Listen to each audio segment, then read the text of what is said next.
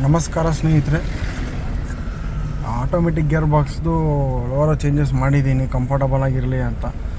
ನಾನು actually office ಇರೋದ್ರಿಂದ ಸ್ವಲ್ಪ ವೀಡಿಯೋಗಳು ಹಾಕೋಕ್ಕಾಗಿಲ್ಲ. ತುಂಬ ಜನ ಕೇಳ್ತಾಯಿದ್ರಿ ನೋಡಿರೋರು, ಹಾಗಾಗಿ ಈಗ ವೀಡಿಯೋ ಮಾಡ್ತಾಯಿದ್ದೀನಿ, ಸ್ವಲ್ಪ ಫ್ರೀ ಸಿಕ್ತು ಅಂತ. ಸೊ ಏನಿಲ್ಲ ನೋಡಿ, ಈಗ ನಾವು ಏನು ಗೇರ್ ಬಾಕ್ಸ್ ಸ್ವಿಚಸ್ ಇಲ್ಲಿ ಇಟ್ಟಿದ್ರಲ್ಲ, ನಾನು ಸ್ವಿಚಸ್ ರಿಮೂವ್ ಮಾಡಿದ್ದೀನಿ.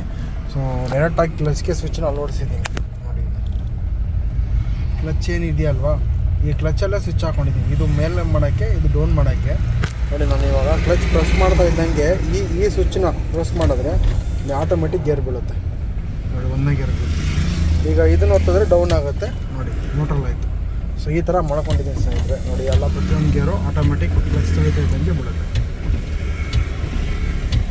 ಓಕೆನಾ? ನಾನು ಗಾಡಿ ತೋರಿಸ್ತೀನಿ ನೋಡಿ ಎಷ್ಟು ಈಸಿಯಾಗಿರುತ್ತೆ ಅಂತ.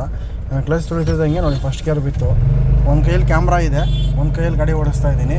ನಾನೇನಿಲ್ಲ, ಹಿಂಗೆ ಓಡಿಸ್ತಾ ಇದ್ದಂಗೆ ನೋಡಿ ಹಂಗೆ ಕ್ಲಚ್ ಪ್ರೆಸ್ ಮಾಡಿದ್ರೆ ಗೇರ್ ಬೀಳುತ್ತೆ ನೋಡಿ, ಅಷ್ಟೇ. ಕ್ಲಚ್ ತುಳಿತಾ ಇದ್ದಂಗೆ ಗೇರ್ ಬೀಳುತ್ತೆ. ಆರಾಮಾಗಿ ಓಡಿಸ್ಕೊಂಡು ಹೋಗ್ಬೋದು. ಸೊ ಇದು ನಾನು ಚೇಂಜ್ ಮಾಡ್ಕೊಂಡಿದ್ದೀನಿ ರೀಸೆಂಟ್ ಟೈಮ್ಸಲ್ಲಿ.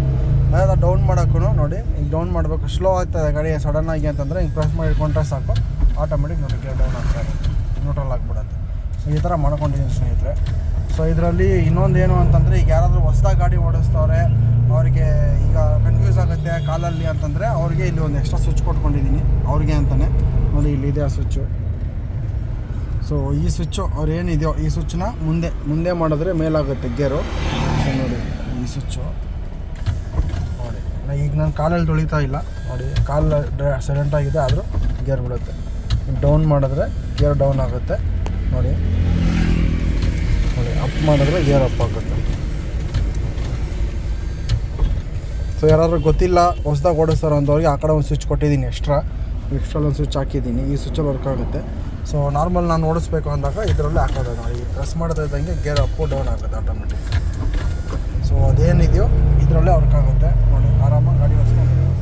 ಸೊ ಹೊಸ್ದಾಗಿ ಆಟೋಮೆಟಿಕ್ ಈ ಥರ ಮಾಡ್ಕೊಂಡಿದ್ದೀನಿ ಸ್ವಿಚಿಂಗ್ ಸಿಸ್ಟಮು. ಸೊ ಆರಾಮಾಗಿದೆ, ಏನಿಲ್ಲ, ಅಭ್ಯಾಸ ಆಗೋದು. ನಿಮಗೆ ಗೊತ್ತಲ್ಲ, ಗಾಡಿ ಸ್ಟಾರ್ಟಿಂಗಲ್ಲಿ ಸ್ವಲ್ಪ ಕನ್ಫ್ಯೂಸ್ ಆಗುತ್ತೆ. ಒಂದಿನ ಓಡಿಸ್ತಾ ಇದ್ದಂಗೆ ಅಭ್ಯಾಸ ಆಗಿಬಿಟ್ರೆ ಆಟೋಮೆಟಿಕ್ ಕ್ಲಚ್ಚು ಆರಾಮಾಗಿ ವರ್ಕ್ ಆಗುತ್ತೆ. ನಿಮಗೆ ಕ್ಲಚ್ ಹಿಡಿತಾ ಇದ್ದಂಗೆ ಗೇರ್ ಬೀಳುತ್ತೆ. ಧನ್ಯವಾದ ಸ್ನೇಹಿತರೆ.